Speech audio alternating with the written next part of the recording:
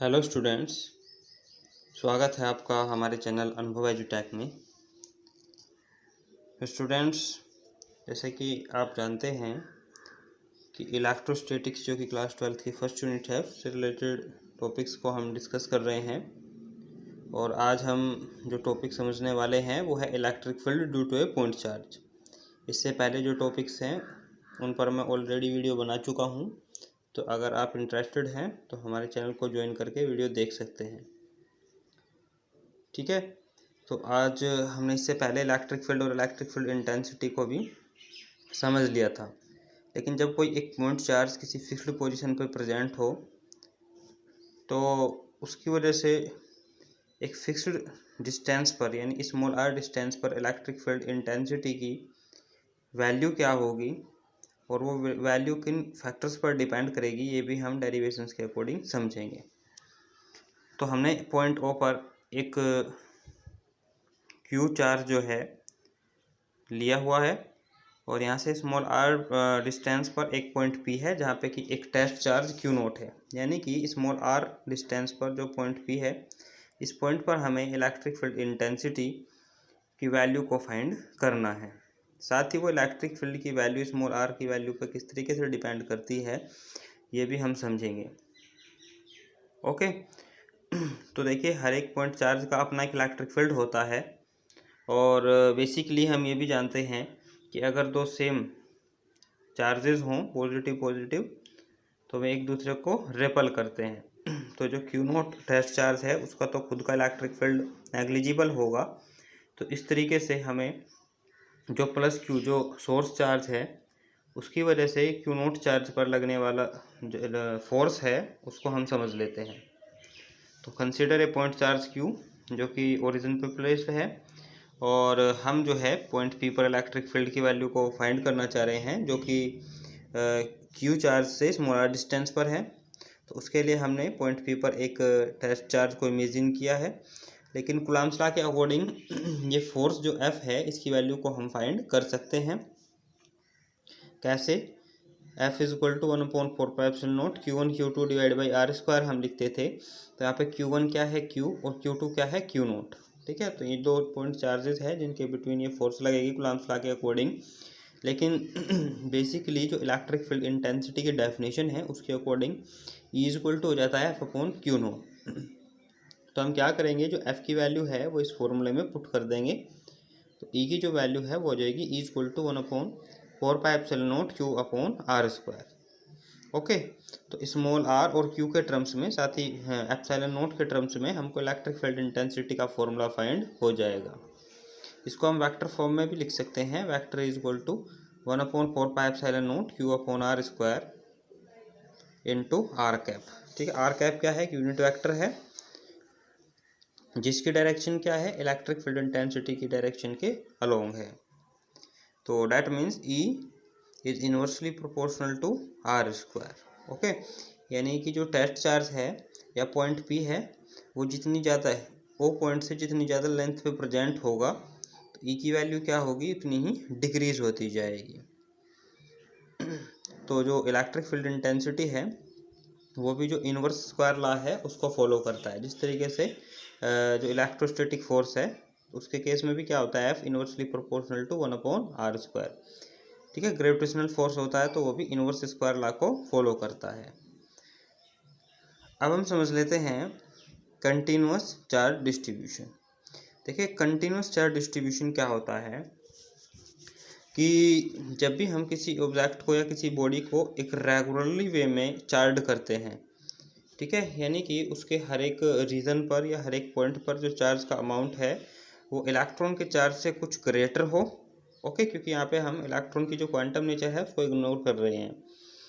तो इसी को बोला जाता है कंटिन्यूअस चार्ज डिस्ट्रीब्यूशन। जैसे कि कोई सरफेस है जिसका एरिया हो 5 मीटर स्क्वायर और उसके पर यूनिट एरिया यानी कि 1 मीटर स्क्वायर एरिया पर 1 कूलाम या 2 कूलाम, ठीक है, यानी इक्वल चार्ज को जो है डिस्ट्रीब्यूट किया हुआ हो। ठीक है, तो ये एक तरीके से हो जाता है कंटिन्यूअस चार्ज डिस्ट्रीब्यूशन। अब ये कंटिन्यूअस चार्ज डिस्ट्रीब्यूशन 3 टाइप्स का होता है जिनको हम आगे जो है समझेंगे।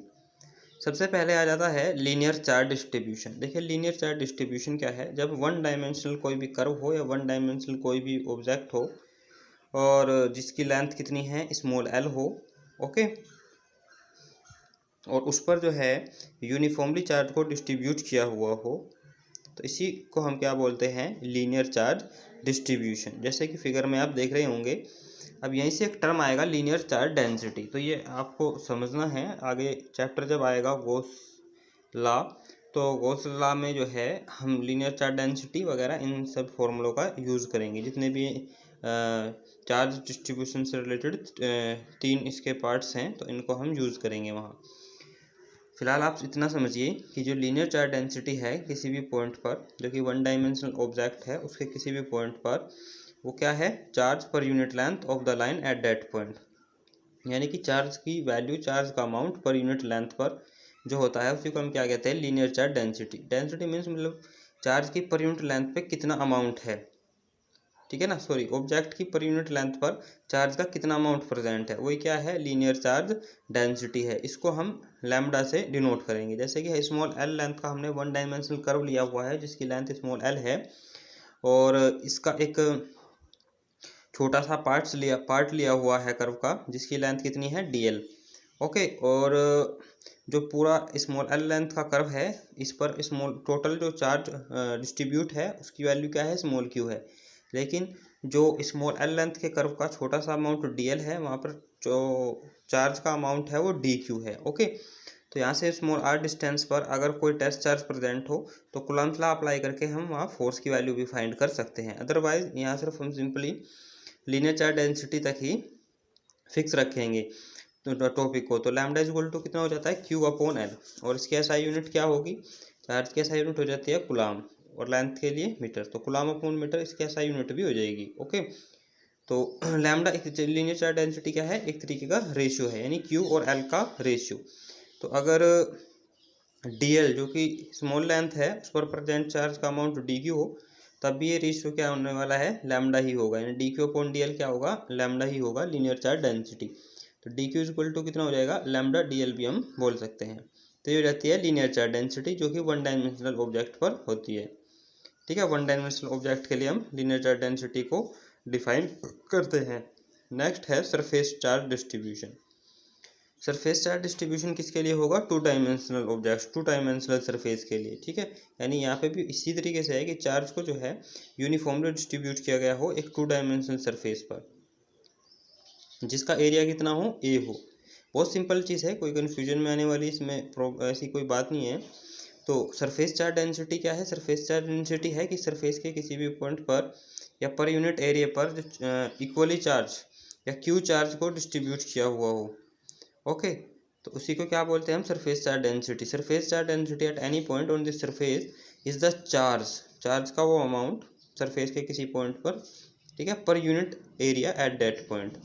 तो पर यूनिट एरिया पर चार्ज की अगर वैल्यू क्यू है तो वो क्यू किसके इक्वल हो जाएगा, sigma, that means surface charge density. Surface charge density को हम सिग्मा से डिनोट करेंगे।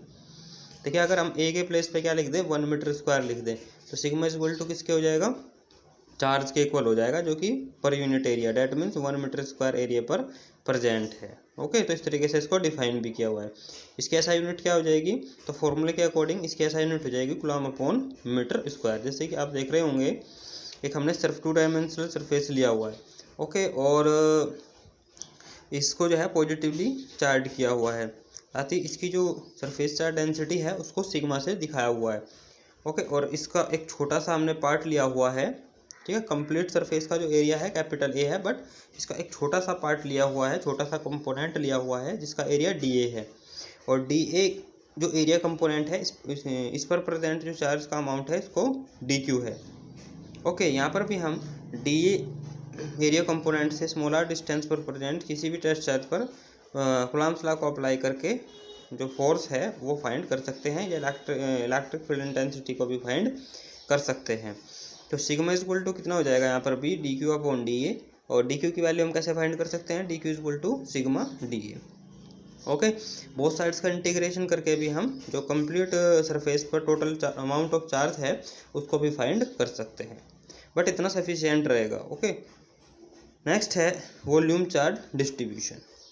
देखिए वॉल्यूम चार्ज डिस्ट्रीब्यूशन में क्या आ जाएगा, 3 डायमेंशनल ऑब्जेक्ट के लिए कि जब कोई 3 डायमेंशनल ऑब्जेक्ट हो, 3 डायमेंशनल बॉडी हो, ठीक है, और उस पर जो है चार्ज का क्यू चार्ज को जो है स्प्रेड किया हुआ हो, डिस्ट्रीब्यूट किया हुआ हो, तो इसको हम बोलते हैं वॉल्यूम चार्ज डिस्ट्रीब्यूशन। अब यहाँ पे वॉल्यूम चार्ज डेंसिटी क्या होगी कि volume charge density at any point is defined as the charge content per unit volume. Per unit volume पर प्रेजेंट जो चार्ज का अमाउंट है वही क्या हो जाता है, वॉल्यूम चार्ज डेंसिटी। वी के प्लेस पे अगर हम 1 मीटर क्यूब पुट कर दें तो रो इज इक्वल टू क्या हो जाएगा, क्यू। वॉल्यूम चार्ज डेंसिटी को हम रो से डिनोट करेंगे। आप सिंबल इसका देख रहे होंगे, यहाँ पे हमने क्या लिया हुआ है, एक 3 डायमेंशनल ऑब्जेक्ट ली हुई है, ठीक है, जिसकी वॉल्यूम चार्ज डेंसिटी कितनी है, रो है। तो इसमें से हमने एक वॉल्यूम कंपोनेंट लिया है जिसका वॉल्यूम कितना है, dv है, और इस वॉल्यूम में प्रेजेंट जो चार्ज का अमाउंट है वो dq है। तो सेम उसी प्रकार से rho is equal to q upon v and dq is equal to rho dv हो जाएगा। इसको हमने डिफरेंशियल फॉर्म में भी लिखा है। अब जो हमने ये 3 टाइप्स पढ़े हैं चार्ज डिस्ट्रीब्यूशन से रिलेटेड, फर्स्ट क्या पढ़ा, लीनियर चार्ज डिस्ट्रीब्यूशन, फिर सरफेस चार्ज डिस्ट्रीब्यूशन, और फिर वॉल्यूम चार्ज डिस्ट्रीब्यूशन। फिर उनमें टर्म्स क्या पढ़े, linear charge density, surface charge density and volume charge density. अब इन्हीं से रिलेटेड कुछ इंपॉर्टेंट पॉइंट्स को समझ लेते हैं।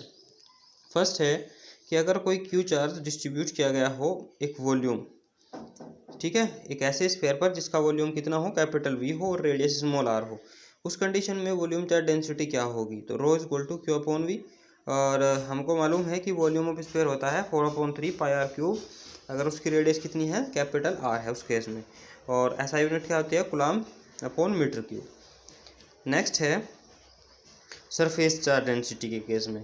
तो सरफेस डेंसिटी के केस में क्या है कि अगर कोई एक स्फेरिकल कंडक्टर हो जिसकी रेडियस कितनी है, कैपिटल आर हो, अगर उसके सरफेस पर इक्वली डिस्ट्रीब्यूट किया है क्यू चार्ज, तो सरफेस चार्ज डेंसिटी हम क्या बोलेंगे, sigma is equal to q upon a q upon 4 pi r square. Okay, total surface area हो जाता है स्फेयर का 4 पाई आर स्क्वायर, और उसी के अकॉर्डिंग जो सरफेस चार्ज डेंसिटी है इसकी SI यूनिट क्या हो जाएगी, coulomb upon metre square. Last है लीनियर चार्ज डेंसिटी। तो लीनियर चार्ज डेंसिटी में अगर कोई एक रिंग हो जिसकी रेडियस है कैपिटल आर, ओके, तो उस रिंग के लिए जो लीनियर चार्ज डेंसिटी है उसकी वैल्यू क्या होगी, sigma is equal to q upon l. और अगर किसी रिंग की रेडियस स्मॉल आर हो, ओके, और लेंथ हमने ली है एल, तो वो लेंथ ही क्या हो जाएगा, उसका सर्कमफेरेंस ऑफ रिंग हो जाएगा, यानी 2 पाई आर, और इसका SI यूनिट क्या होगी, कूलम्ब अपॉन मीटर। तो ये लीनियर चार्ज डेंसिटी के लिए भी फॉर्मूला हो गया। ओके, तो किसी भी पॉइंट चार्ज की वजह से, क्यू चार्ज की वजह से स्मॉल आर डिस्टेंस पर इलेक्ट्रिक फील्ड इंटेंसिटी कितनी होती है, E is equal to 1/4πε0 q upon are square. साथ ही जो चार्ज डिस्ट्रीब्यूशन है वो 3 टाइप्स के होते हैं, उनको हमने डायग्राम के अकॉर्डिंग भी और फॉर्मूले उनके यूनिट्स को जो है इजीली डिस्कस कर लिया है। कोई टफ नहीं है, ये आपको समझ आ गया होगा। अगर आपका कोई डाउट रहा हो तो आप कमेंट बॉक्स में लिख सकते हैं। तो आज के लिए इतना ही। वीडियो अगर आपको पसंद आई हो तो आप लाइक्स कर सकते हैं, अगर ना पसंद आई हो तो डिसलाइक भी कर सकते हैं। चैनल को आप सब्सक्राइब कर सकते हैं ताकि आपको आने वाली वीडियो भी मिलती रही, और इसके साथ साथ आप नोटिफिकेशन को ऑन कर लीजिएगा, ठीक है, ताकि जो भी मैं आगे वीडियो बनाऊं वो आप तक टाइम पर पहुंच सके। Thank you very much.